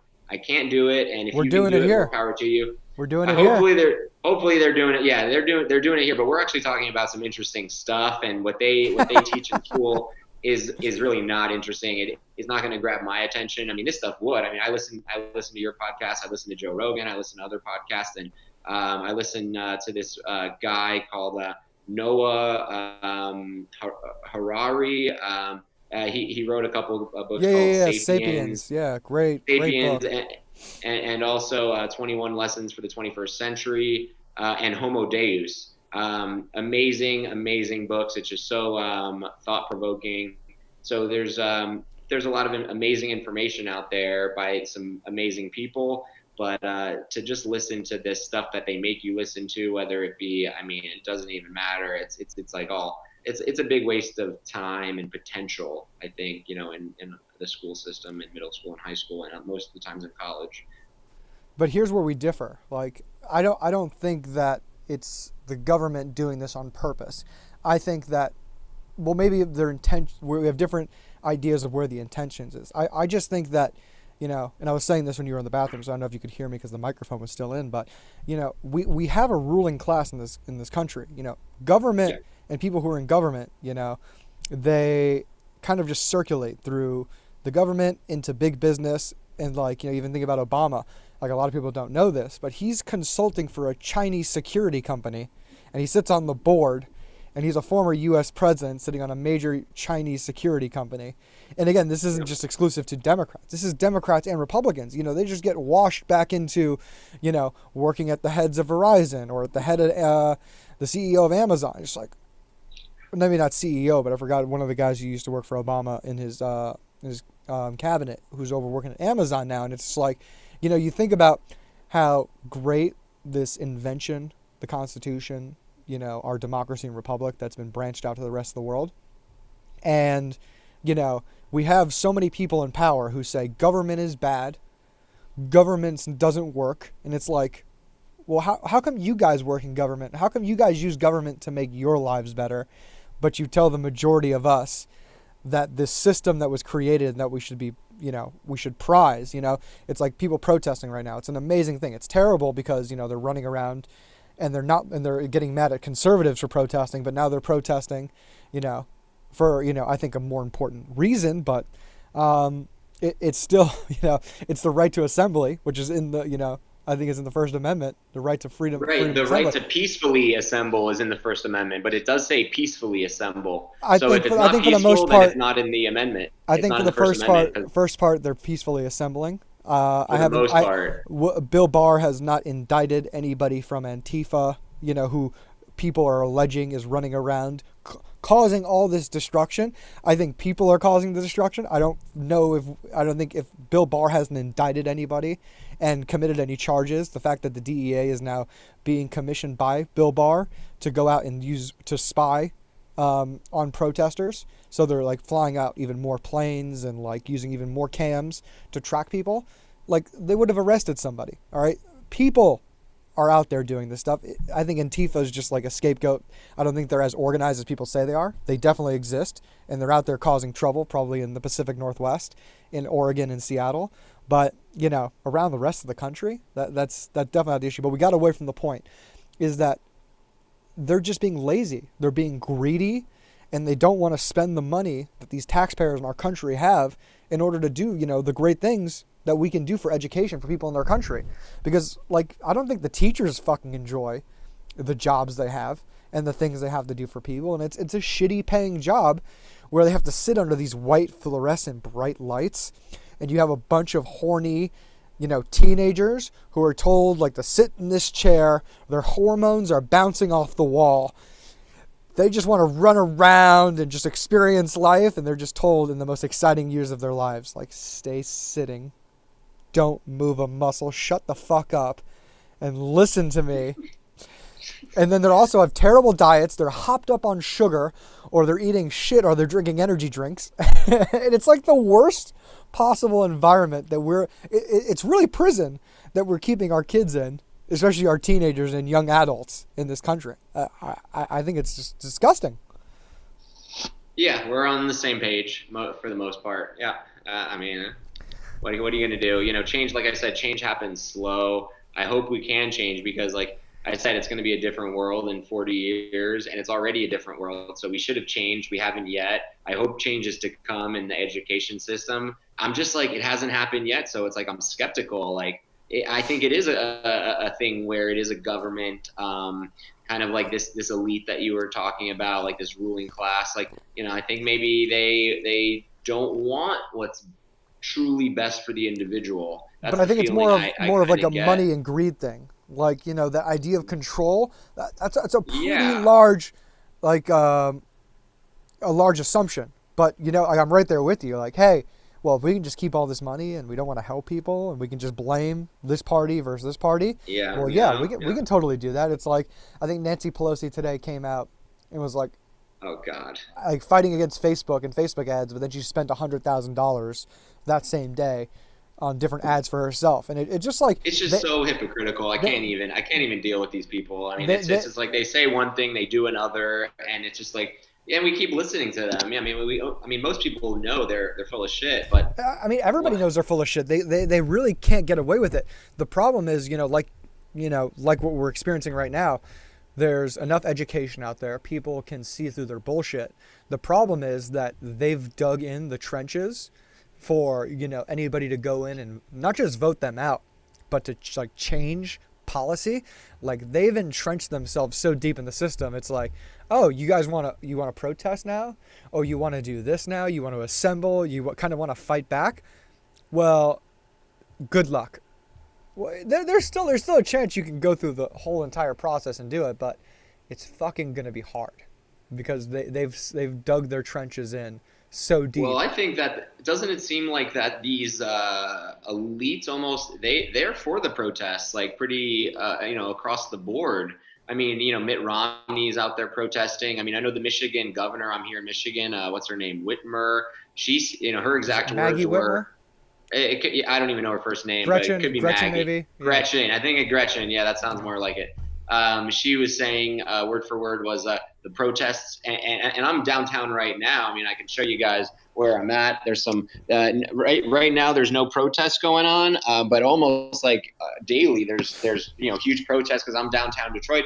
We're super into this, and so she was saying the protests will continue and they should continue. I mean, it just seems like they're for the protest, so it's not like they don't want us to do it. Like they're kind of on board with it. I mean, across the board almost. I mean, and that's why the police haven't really done. I mean, I don't know. There's some pepper spray and there's but like when it gets too out of hand. But for the most part, they're not shutting down that autonomous zone. They've been letting the people do what they want, right? Doesn't it seem that way? Because it does to me. That well, why? Here's my, rebuttal question to you. Why should they not want people to protest if that's one of our, very exclusive rights? Because we are in the middle of a pandemic is one obvious reason why they wouldn't want us to assemble at all, even if it's peaceful. They don't want us to assemble for any reason. And I know that this is for a just cause. I think we can agree equality and the abolishment of any form of systemic racism, whatever that means, because I'm not sure what that means to you, because I really don't know what that means to me. But it seems like it's a just cause, but it doesn't matter because we're in the middle of a pandemic. So there should be it shouldn't be so supported by all of these leaders in government when it's clear it has side effects. We've been closing down the entire economy for 2-3 months. People are out of work, not able to feed their kids. So you'd think that they would say, can we wait, till the pandemic ends, like, or protest, like, in another way? I mean, so it's weird that they are so on board with it. It just considering the political, just considering the environment that we're in with the coronavirus. We're in the middle of a pandemic. I mean, a worldwide pandemic. We're getting worldwide protests. It's just a weird timing for it, kind of a weird timing. This isn't the first time that anyone's been killed by the cops. So it's just weird that it's happening in the middle of a pandemic. This is not the first time. It's not the last time it's going to happen either. So weird timing for everyone to be in support of it also, just because like it's going to spread the coronavirus. No doubt about that. I mean, whenever you have thousands of people meeting, you have one person that is sick, they're going to sneeze. We know how this works. Virus spreads. People are going to get sick. I mean, it seems like it's a weird time for this to be supported by everybody. Yeah. In my opinion. It again, it comes down to, just the hypocrisy of government itself. I don't think that there's really a difference between the Democrat and Republican Party. They like to pull on different, threads, so to say. Like, oh, hey, why are Democrats now telling people to go out and protest, but they weren't telling conservatives to go out and protest, at the, like just 2 to 4 weeks ago in the pandemic. And at the same time, there's the massive hypocrisy right there that conservatives are storming, I think it was even Michigan State House in Lansing with machine guns. Exactly. A black kid, the Tamir Rice story in, I forgot where, I don't know if it was Cleveland or in Cincinnati. He's playing with a toy gun. I think it was like it might have been 12 to 15-year-old kid. And the cops just came by because they heard a report of some kid playing with a gun and they shot him. And it's like, I think like that example right there is just like the massive hypocrisy that where we can look at things and say, oh shit, like, And so you just have to be a critical thinker in today's day and age, because there's so much hypocrisy and, there's so much, it's so divided, and like, it's like what you said, they're really the same. I was going to say, it's just like I agree with you in that the left and the right, they're actually not so different, even though you'd think that they're the two ends of the spectrum. They're two ends of the spectrum that were kind of created to kind of to make a spectrum. There's really other ways of thinking, and you don't have, if you fit perfectly into either one of those boxes, you're by definition not a critical thinker. You're someone who believes what someone else put for you to think. So. And it's fine if you have more right views, but like if you're a diehard liberal, diehard conservative, left versus right, you're really not a critical thinker, because there's more going on. And it's interesting because now lefts and rights, like, they're agreeing, they want Trump out. Bush and Romney and everyone's in agreement, Trump out. And it's clear that Trump is actually an outsider when you're looking at this box that this rectangle where half the rectangle is left, half the rectangle is right. Trump's outside of the box, which is just interesting because there's so few presidents that have been outside the box. And Mm. now once you're outside the box, now the left and the right agree. Let's get this guy out of power. So it's interesting, I But think. he ran as an outsider, and like that's the thing that And he really won. Yeah. fascinated people to go out and that he won the electoral college. However, he hasn't really done anything to differentiate from that box now that he's in it, and he's in the box, and Because and like you said, he's one guy. I mean, he's one guy, and this is there's so many people oh, involved in he's just this. a What's con man, keeping this dude. propped Like up? like do you know the history of this guy? Like he's never really had a successful business. He's conned people out of money. I mean, his son-in-law Jared Kushner. I don't know how that guy is running, all these different task force in our government right now. It's fucking scary. Like when you understand like this guy's history in business, and I'm totally against not just because you're good in business doesn't mean you're going to be good in everything else. Just because I can dribble a basketball doesn't mean I'm going to be good at every sport. But like we're kind of brainwashed in this country, or like we just no one say brainwashed. We assume, oh wow, you've run a good business, you should be good at running government. And what we know is government's a lot harder to run, and there's a lot more moving pieces, a lot more asses to kiss than running a company that you own. It's not the same thing. We see that with Mark Zuckerberg. Like, hey, Mark Zuckerberg, I don't think we want you touching education and working on anything else in politics because you fucked all that up already. Like, just stick to this platform that you're like Well, it's siphoning all a of our data and selling it and not letting anybody make money off it. Like, great for you to beat everybody to the market. You should make money off that now. But, the fact that the government doesn't want to come in and say, hey, this is something that we know, like data is actually something that you and I are actually creating. And the fact that we don't have accessibility and money to go out and mine our data and then sell it individually to companies ourselves, we're kind of just being siphoned by this one company, Facebook, Instagram, and they're taking all this data and then reselling it to companies. Yeah, I mean, in Our data Google, for I us. mean, yeah, So it's like, why? 100%. I mean, So again, this is where like this monopoly and this manipulation of, hey, government's not good. We want smaller government, except I own 20,000 lobbyists in D.C. to make sure that policy gets passed and gets written for Facebook, and it yeah, gets written my yeah, way. Like I Donald Trump, agree. I like, mean, why is he making all these massive deals with Saudi Arabia, our biggest arms dealership? Why are they giving $300,000 contributions and buying up, the Trump Hotel in DC? Like, he's doing things that just never have happened or shouldn't have happened for a president. You sell your businesses, you get completely out of the mix, and he's not doing that. He got into the box. He was an outsider. I totally agree. But now he's just manipulating the box so well that he's fucking just raping this country in terms of, using it and leveraging it to enrich himself, you know?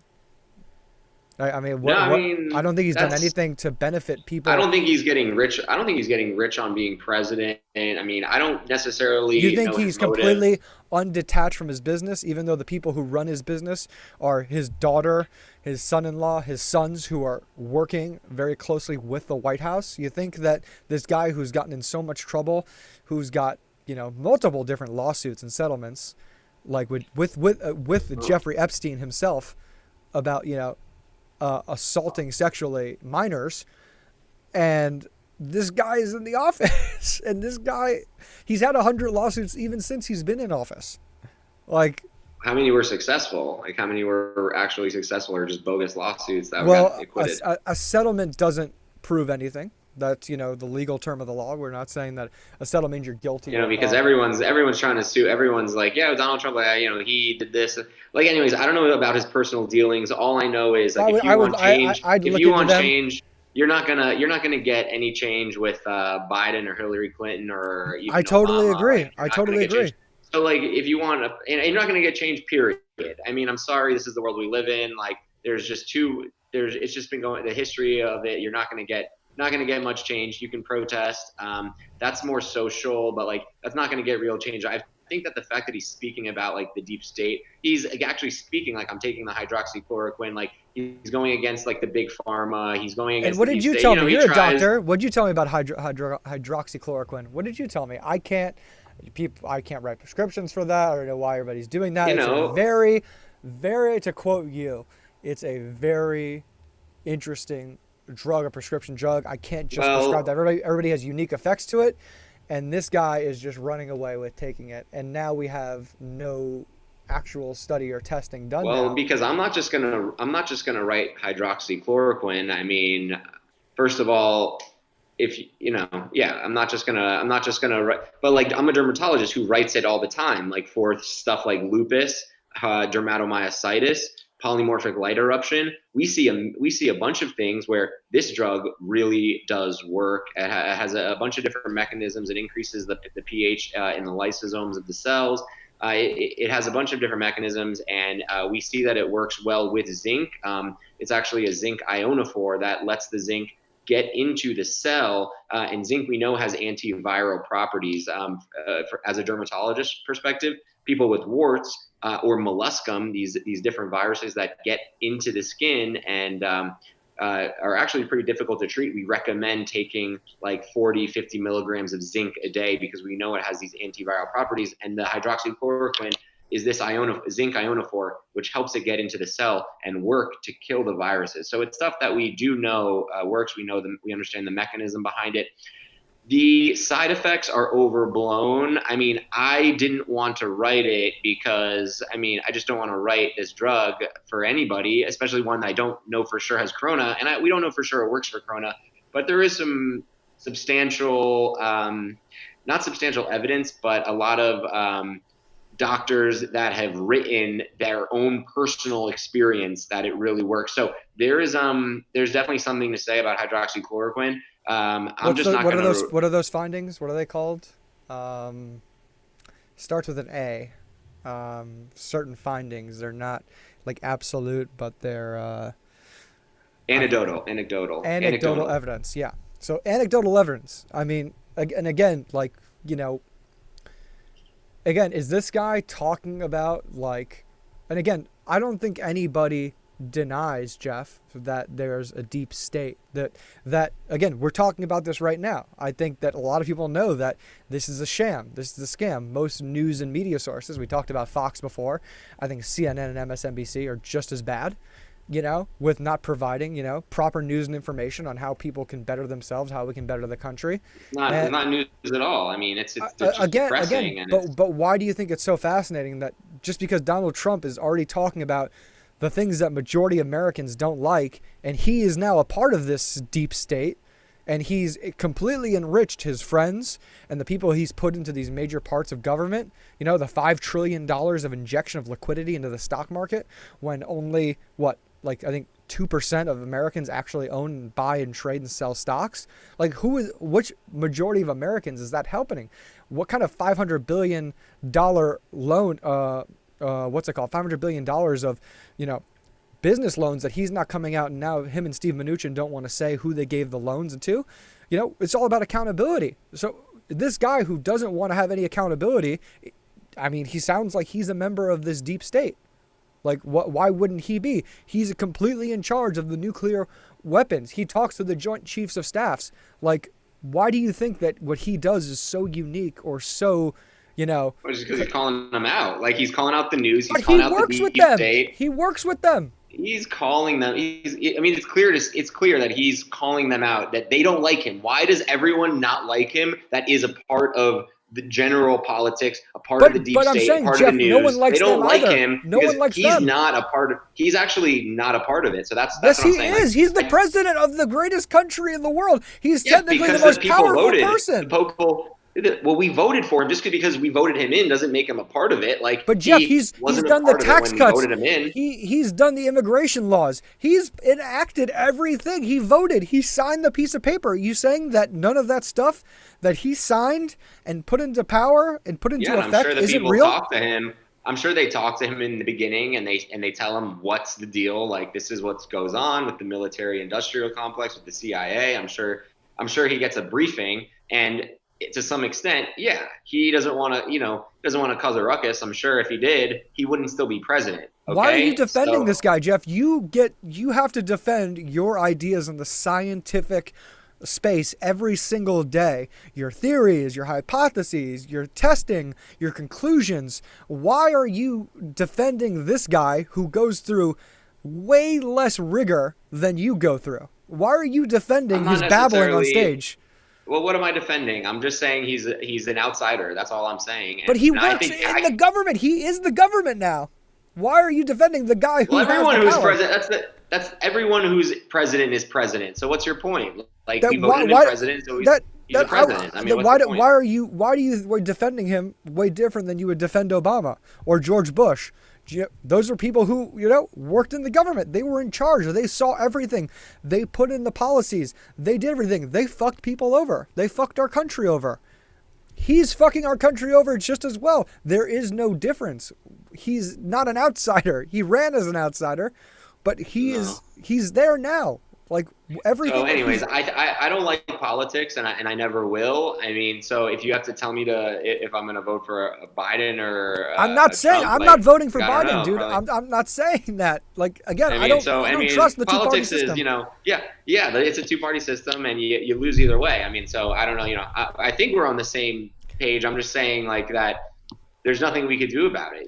I mean, Yes, we there can. I is. mean, We got to fight. what? We got to change, dude. You got to change everything. You can't just be lazy. You We can't can't. just be a yeah, we got to do something. We can't just sit on our couch like Anomaly and complain about the news and then get a check from the news system every single day. You got to go out there and be a positive force for change and impact. You can't just sit there and say, "Oh, I hate Facebook. They're, and Instagram and YouTube. They're censoring me, but I collect a check all the time from them by basically doing the I don't same know thing." if yeah, but like just really a lot of the times What they're is he just doing? complaining, and What I is he don't think. doing? What No, is no, he I'm not doing? saying not an anomaly. I'm saying the average person, they're really just complaining, and it's not doing them any good. It's not doing anybody any good. You have to first change yourself because these people have a million problems themselves, and they're trying to like point the finger. Oh, you're the problem. No, I think you need to change yourself, and then after everyone's perfect, then they can like we can start to better society. But everyone has their own problems, and they're trying to say, oh, this is the problem. This is the problem. No, I know everyone's just complaining. Basically, it's just a lot of noise, and I think maybe it's because like the social media or whatever it is. It's everyone's just so entitled to their opinion. They feel so offended when anyone has a different opinion. My opinions are whatever different, but like I let people. I mean, I listen to people, but like I just think that they're not offering real solutions. Their solution is defund the police. Terrible, terrible solution. Is that really the solution? That this is like this ruckus is defund the police? That's a terrible solution. I mean, then what else are you guys what else is being offered right now? So I think the change needs to happen at the individual level.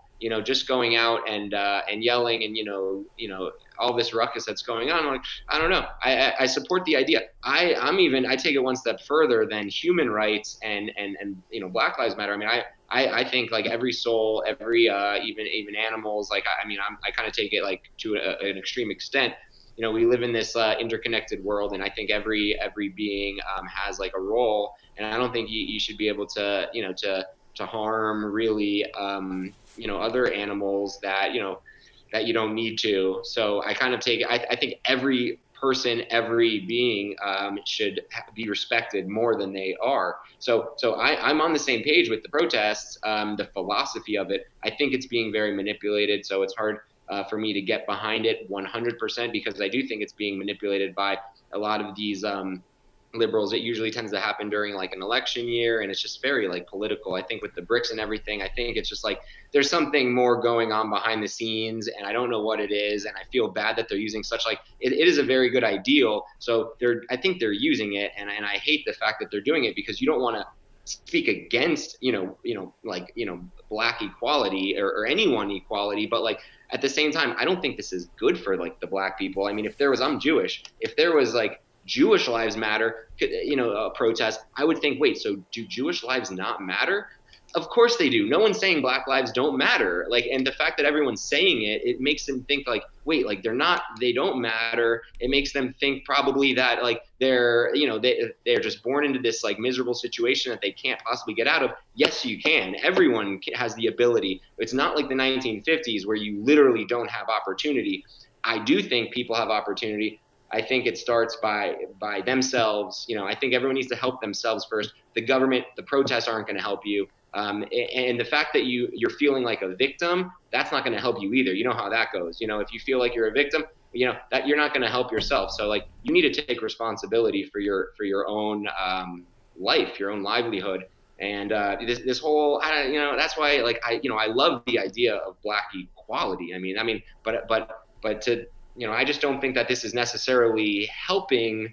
I don't think it's necessarily serving the purpose it's supposed to. That's why I can't get behind it 100%, but I'm behind it in theory. I'm just not, and I'm behind equality, and of all these men, anyone who does feel like that they're being victimized. I want them to, I want them to have the same opportunities, and I get it. Like, I'm white, and so it's easy to say that, like, well, of course you're a doctor Well, because you were born white in well, America. it's easy to say that you were born with two parents in the household. You were born to a But the Jewish two family. parents We thing really has the nothing. Jewish. Yes, that's a stat What do right you there. Just mean? being born Why with is that two a children. good? Why Because is if you're the born, Jewish thing good? It's a minority that there's a lot of anti-Semitism, and I know the slavery thing happened in the 1850s, but the Holocaust happened in the what is it, the yeah, 1940s or but 1950s? So it was Jeff, 100 years more think recent, about and Jim. like that's 6 million people that died. I don't know how many slaves there were, but 6 million, 7 million people that died, Jews, or however many it was. I don't know exactly the statistics, but like, it's not good for the person to say, "Oh, we're victimized. It's other people's fault." No, like, you gotta take responsibility. It's okay if you're dealt a bad hand. You need to use that, and use it as leverage. I don't think just complaining, and I don't mean to sound insensitive, because I'm on board Well, with you're the sounding movement. insensitive because you're not educated on the fact, and you got to be careful Right. when you're going to go out and say stuff when you don't know. Did you know that the German government has didn't keep up any swastikas or continue to, put Jews into concentration camps or to burn them in ovens for 75 years after the Holocaust? So They what built. about? Well, no, Yeah, they built yeah. monuments to say, like, hey, we fucked up. They paid reparations towards Jewish people who lived in Germany. And so, hold on, we lost our You video. just went black. Yeah, you went black on me. We went black. Once you go Um, black, you don't go back. I'm just kidding. where the And hell is our you can video? hear But me. yeah, I can still hear you. But the idea is that, like, just because the 13th Amendment passed in the United States and we freed the Africans that we enslaved in our country, like, that didn't it didn't stop there. There was still Jim Crow. There was still segregation. That we were still lynching people in this country. So Like, that was 100, that was 200 years no, ago. no, What's that going on right? we still lynched people in this country legally up until the 1960s. And I said, like, look at the progress we've made. So what's going I'm on not now? discrediting the progress. I'm saying that the progress is, just like America, like, we're talking about now. We never dealt with the problems and the issues. We continue to still have problems because we haven't dealt with these things. We don't have conversations. We don't have education around I the mean, I topics. think we've dealt with it. If there was lynchings in the No, 1960s of blacks, and there was six don't you million know? Do deaths you know about? for Jews in the Didn't you talk? 1940s, I mean, and for all sides, for all minorities, just for people in general, I mean, the progress is, like, it's almost like a miracle of, just like what we can do. I think it's one of the best things that people have done in these last 50 years. You go from, I mean, think of, like, how much violence we had compared to how much violence we have now. I mean, it's pretty minuscule. So tell me, what what do you want to what do you think in an ideal world will be, like, accomplished? What's your definition of institutional racism or systemic racism? So what's the problem, and what do we need to fix? And you have to be specific, or else it's hard to have, like, a conversation about it, because if you don't know what the specific problems are, then you can't figure out a solution. So before we can really have, like, a discussion about it, you have to be specific at, like, what do you need, what do you want to get fixed, and then we can say, like, what we're going to do about it as a species, because I think we all do want this stuff. We're just not asking the right questions, like, what is the problem? And so then we can actually collectively think about how we're going to solve it, because I think we're all on the same page. We do want to solve this problem. I mean, we don't want people to be victimized. We don't want them to have the we don't I, if I was black, I wouldn't want there to be thousands of people saying Black Lives Matter, because it would make me think my life maybe doesn't matter. Like, that's how I would probably think. I wouldn't want to think that I have to fight that my life matters. So like, what's the problem? Like, why? So we don't have to have these kind Jeff, of protests. you're missing the point though. What we need to do so these protests don't happen is that, Hmm. again, people are stigmatized, and we've talked about this. This goes back to just, in our genes itself. If we see something, or animals just see something that doesn't look like them or something they know, they just bolt. Birds fly away, squirrels run away. So us as humans, we have those tendencies, and just because we've advanced on the surface level, slowly we've progressed technologically as a society and our culture in the United States, we haven't really tackled those issues. We haven't dealt with those issues. We just said, hey, here's the Civil Rights Act.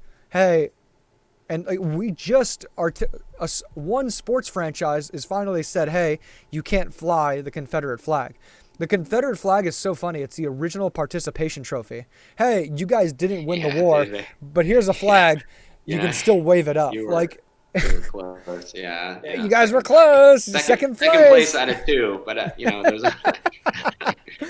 I So mean, it's funny. So it's like nothing was contributed to then. It wasn't anything that was good, and we finally, and like again, even like the statues of Civil War Confederate soldiers or generals. Arizona put up a statue as late as 1980. Arizona wasn't even a state. So again, if you understand that this part of the country wanted to continue slavery and continue fighting for this part, and then oh, hey, we're just still going to put these statues up. We're still going to wave these flags, and we're still going to rule against you in court cases, and we're going to electrocute you. We're going to hang you from trees, and we're going to put you to death because that. So again, that had happened all the way up to the 1960s. And, we don't know about what happened in the court case in Atlanta, Georgia, where that kid was running, and these two guys are running around on their pickup truck with, I don't know what kind of guns they had, and they thought it was okay to shoot this kid because they thought he looked like somebody. Like, that's not, a free country that you have to worry about going out for a jog.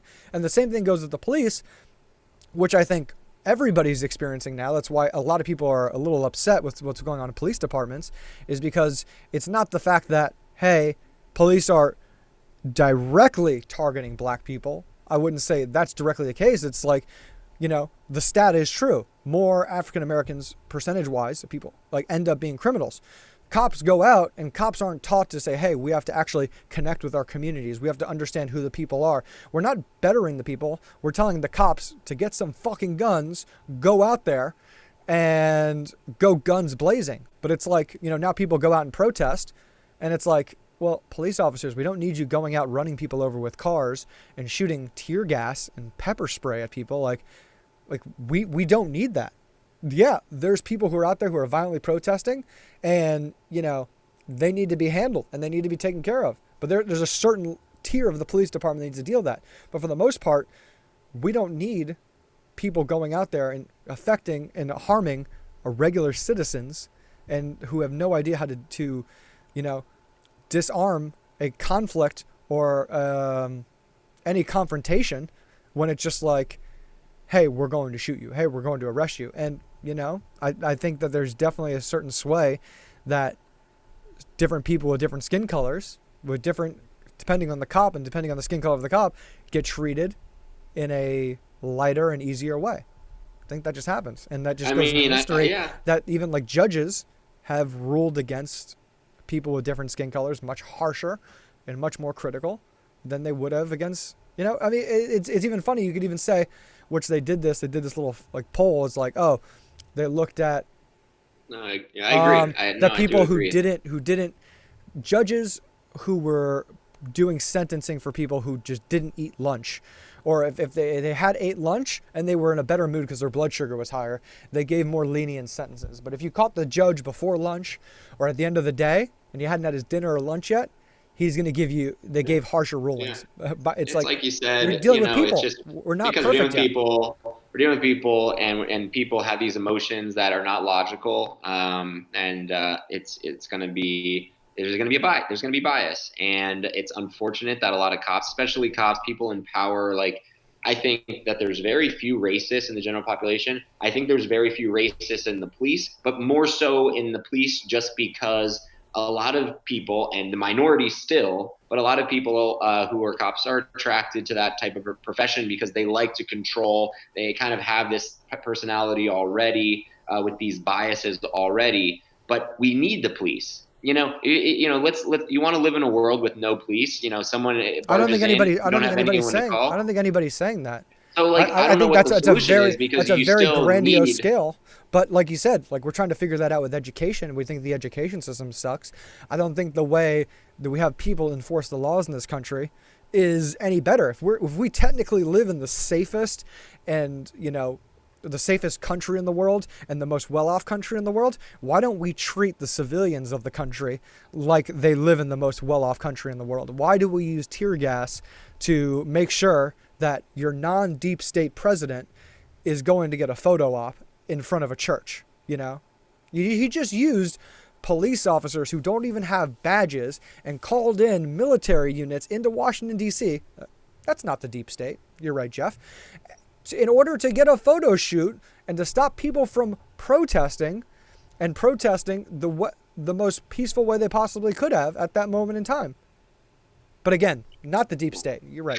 He's an outsider. Oh yeah, and the Democrats don't do that with their African little like scarves that they ran around. They took a picture. Dude, I'm not for the Democrats. Stop using one side against the other. They all do it. He took a picture. They're doing it for clout. I know they are. But Jeff, you do it for clout. Everyone does it for clout. Like you Jeff, did it for a little. You're getting away from the point. You're saying like, oh, it's these guys. You sound like a 7-year-old. You're saying, oh, it's these guys are doing it, and this guy's not. But what about them? And what about them? They're all the problem. Just admit that they're all the problem, and let's fix it, man. So what's your solution? What's your solution? If Trump is the most outsider of them all, which you have to agree he is, and he can't do it, then who is going to do it? Like, what's your solution?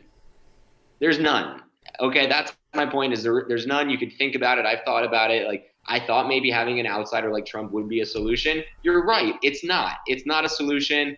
I'm not saying I love Trump. Like, by any means, I don't think the guy handled COVID right.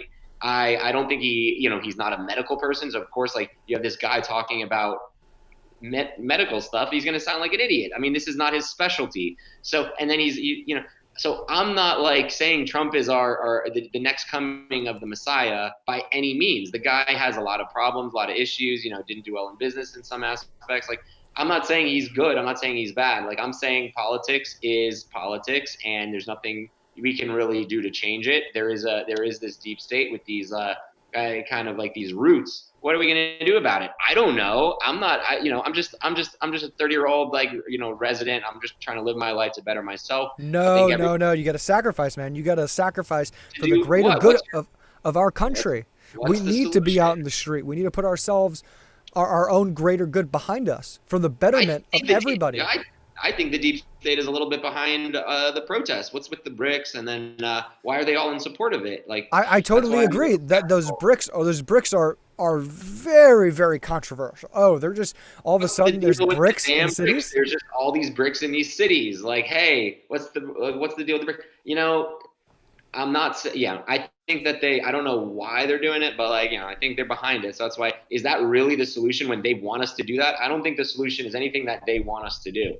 So I think we need to come up with our own grassroots solution. That's not this. And I don't know. Have you talked to like a lot of like Black people? Like, they are really like so behind this because like it's obvious. Like, Black Lives Matter. Does it really matter when so many Black people are dying from diabetes, from obesity, from heart disease? These are the number one killers of Black people. They're not talking about any of that. Obviously, Black on Black crime is it's more. So like, why is it only a thing? It's obviously it's the reason that it's only a thing. Black Lives Matter is because it's a political thing that I don't think the Black people are starting. I think it's like liberals, the deep state. Because then why don't they care about the things that really kill Black people? 1 out of 3 Black people die from heart disease. Why don't they talk about stuff that actually kills them? Jeff, you got to stop, man.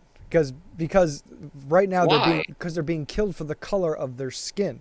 They're being looked at differently in arrest or when bad things happen, and things are happening to them that wouldn't normally necessarily happen. But heart disease and diabetes and cancers are preventable too. So those happened to everybody.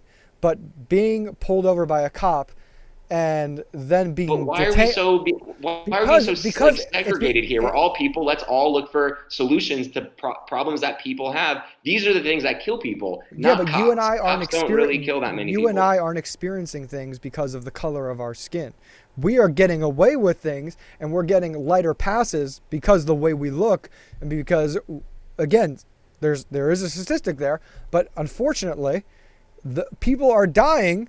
You know, oh, so one guy kills a bunch of people in a church, and then he gets taken to Burger King after. They don't stop him or rough him up. You know, a guy used a fake $20 bill, which is not as bad as going into a church and shooting people, and he's getting put to death. Or a kid Well, playing you're with looking at a kid the playing with a toy gun in that. But again, that's enough like small circumstances for this to happen. And I totally agree. People are dying. White people, black people, brown people from heart disease, diabetes. Heart disease is the number one killer in the United States. I totally agree with that. so But you can't use one against the other. It's the same thing with your politics thing. It's saying, well, what about these guys and what about this? We still got a lot of things to fix in our country. This thing, unequal treatment of black people, is something we still got to work on. And we still got to talk about racism yeah, and the way people feel, because that still happens and people are no, still. but black people are disproportionately affected by these health conditions. Disproportionately, And more so what have you done to disproportionately. educate them on that? What have you done to help? I do try to. I love diet. Diet is actually one of my favorite And topics what to have talk you done about. for people in the African American community? You and like, what have you two done to go out and talk about these things and help people and provide them with different ways to get benefits in their lives and to learn about these things? Because you are a medical professional. What have you done? What kind of have you used to help Like, these people? well, like I said, I Because think this is something you the can best do thing you really could do. well. This is something you No, can I do and help think, people. yeah, I think the best thing that anyone can do is to first help themselves before they help others, educate themselves. So we shouldn't have education in our country, and we shouldn't have people that go to schools. Let's take away all school systems that are provided by the government, because people should do it themselves.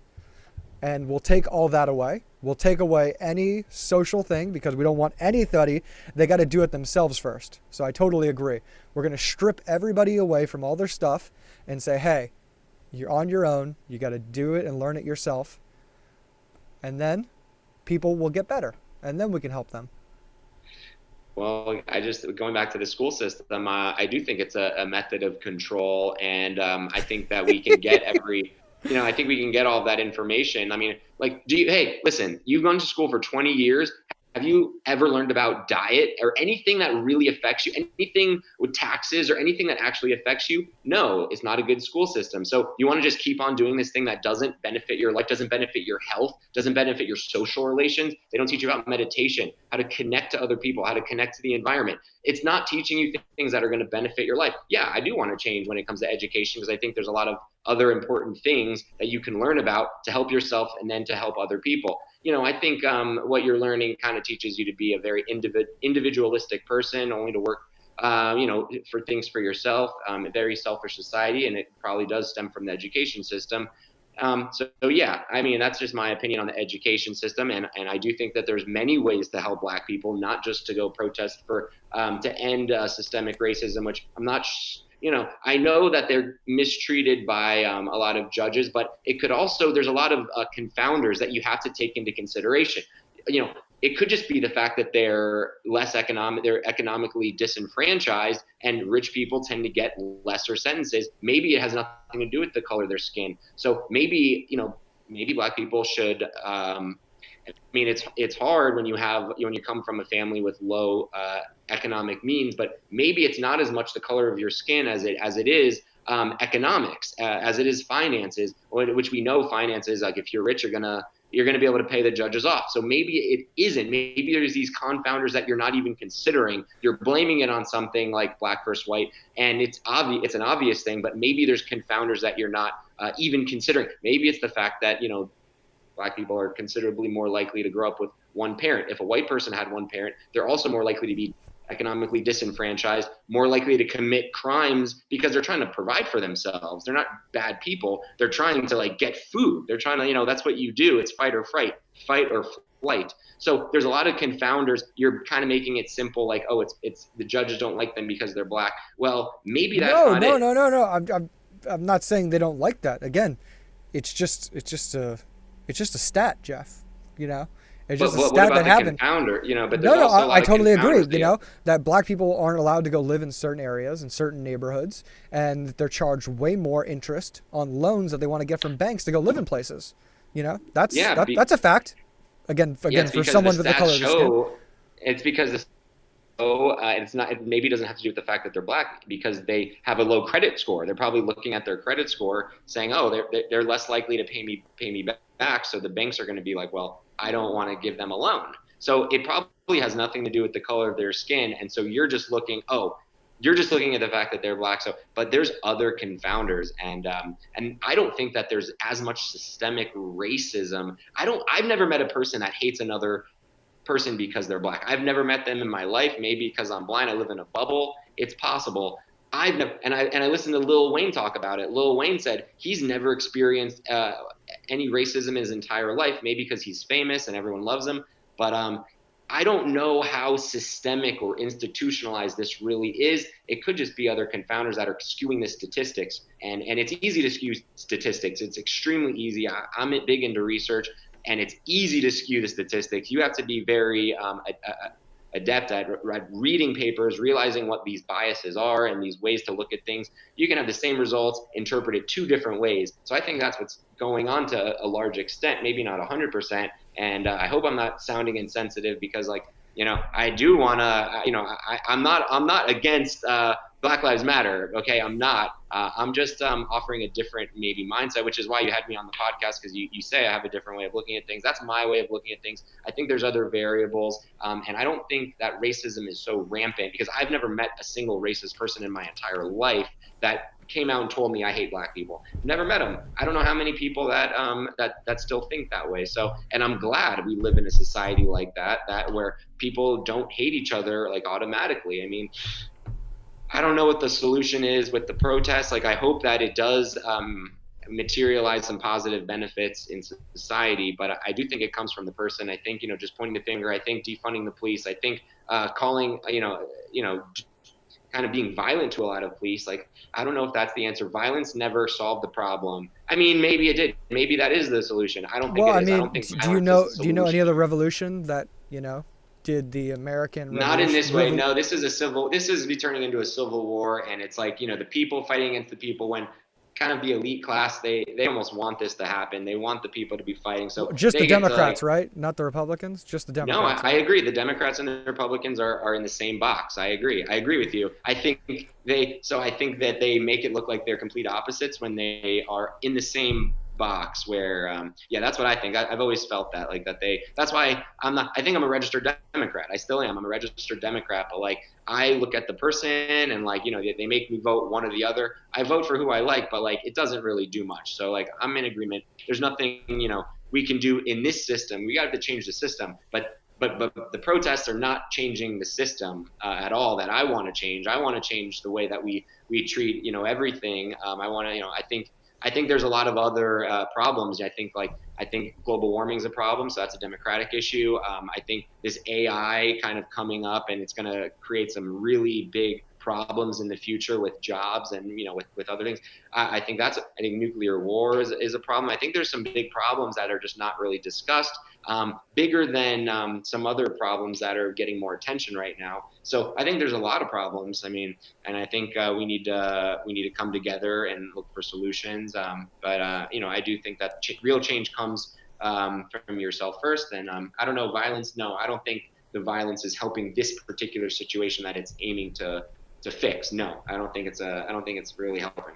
Well, I think it is. I think that all the protests and all the people, again, I think, yeah, some people don't have the best understanding of what is happening and what's going on. But you know what? Going out there and assembling and talking with people and learning is a beautiful thing. And that's a very individual, not individual, but unique right that's protected in our Constitution, that's not protected in almost any other country around the world. And it's a beautiful thing. It's unfortunate it's happening in a pandemic, but I think this is a way more important issue, that people are willing to risk their lives for this because it's that important. And I think you got to look at the people that are out there. And I don't think we can look at them and judge them and say, they're idiots or they're dumb because, No, just because the conservatives out there who are, protesting, that were out there protesting first, that all the shutdown and lockdown happened, they have the right to be upset and they have the right to go out there and protest.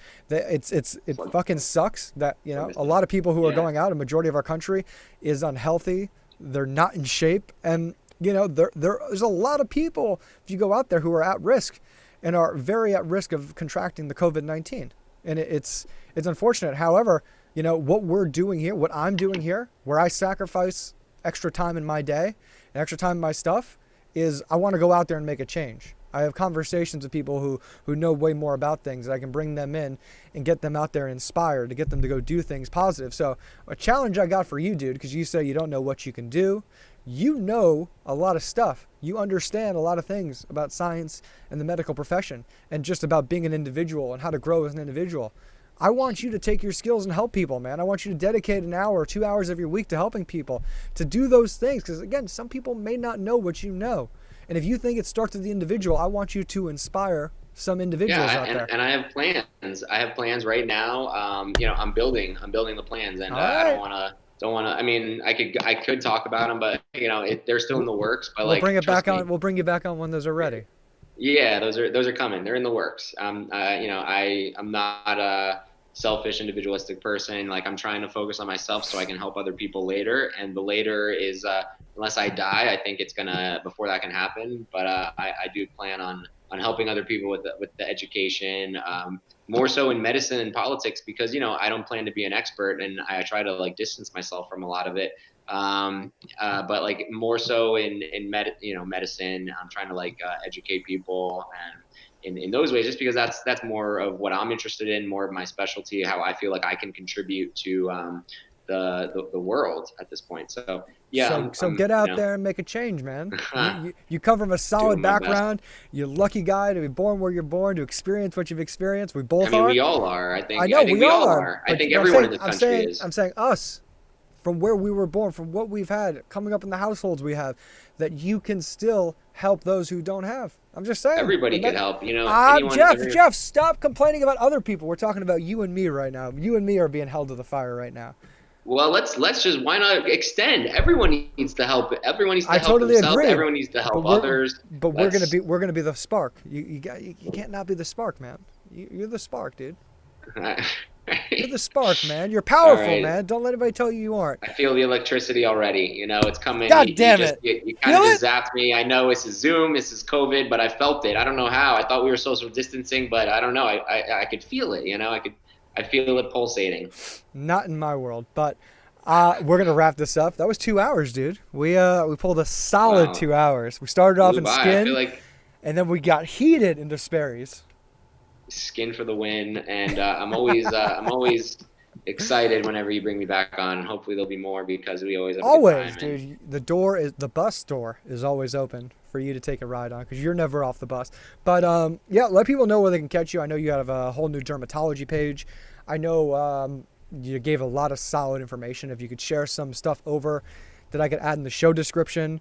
And I'll also have some videos to cut up for you to share of what we talked about all across the episode. So go ahead, let people know where they can find you, connect with you, and let them know if they should be buying anything or using anything. Or I know we talked about in that show, but point the people in the right direction. Yeah, and you can. So, anyways, I have 2 Instagrams, just because I try to keep my personal life and my my dermatology life a little separate. Made some not the best choices when I was a younger kid. Not the worst. They turned me into the human I am today, which I'm happy about. So that's why I keep it separate. But you can follow me on either Jeff_Morris, is 0 instead of an O for Morris. Is my personal. Follow me. I'll have to accept you. And then anyone can just follow my dermatology page, which I'm just starting, because I just started this journey in dermatology like less than a year ago, really.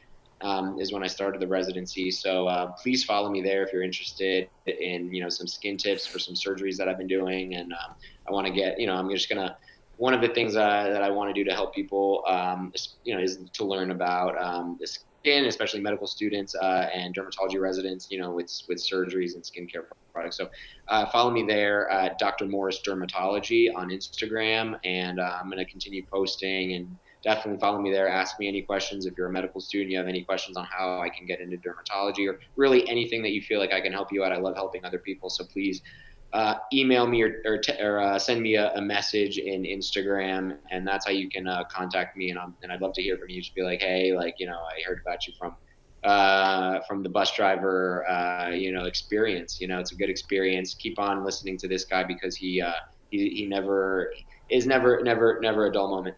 And that's about it. I mean, I look forward to seeing you in person, and I know you're going to be coming to everybody. visit us soon. I will. I definitely will. In a couple. I'll tell you. I'll give you an exact date pretty soon, but maybe I'll be on the bus in person in LA with you in a couple months. I'm going to hold you to that, man. Thank you so much for coming on the show. And just to hang on real quick before I sign off, I want to talk to you after the show. Everybody else, thank you so much for tuning in. Remember, go check out Jeff's pages on Instagram, on Facebook. Anything else you want to learn about the skin, reach out to him, connect with him. Again, why we do these shows is to bring on, amazing people who know a lot more than I do about certain topics. I try and keep up my best with them. But, again, like Jeff mentioned, you got to go out there and you got to be interested in making your world better and learning about that stuff. And, if I can be your first step and your first introduction to some new things to make your life better, that's what we're trying to do here. There's amazing people to learn from, and Jeff is just one of the many that we've talked to on the show. Go check out all of our other shows on iTunes, Stitcher, Google Play, SoundCloud, YouTube. Our video version is going to be on YouTube after this. You can listen to the show there. If you do that on YouTube or iTunes, please make sure you subscribe.